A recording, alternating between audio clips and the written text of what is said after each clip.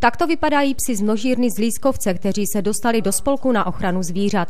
Prozatím jich podnikatel Petr Žižka vydal spolkům 32, přitom celkový počet psů v kocích byl nad 100. Všechna odvezená zvířata prošla veterinární kontrolou. Zdravotní stav, to znamená, našli jsme tam ušní svrap, našli jsme tam nějaké kožní eroze, jo, u jedné fenečky byly taky nádory mléčné žlázy. Byly tam eroze na tlapkách, jo? To znamená, tady předpokládáme nějaké agresivní prostředí, zřejmě teda moč a výkaly, ve kterém oni stáli.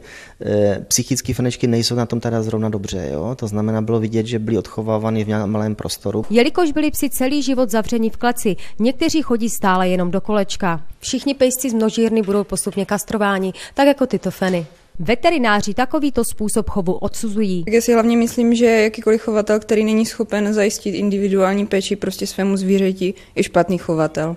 Takže určitě je vidět prostě v jakých podmínkách tam byli chovaní. Ukázalo se také, že chovatel se zbavil především jen starých psů. Kam se poděli ostatní a kolik zvířat je stále za tímto plotem, nikdo neví. Podnikatel nechce nikoho vpustit dovnitř. Barbora Kalnerová, televize Polar.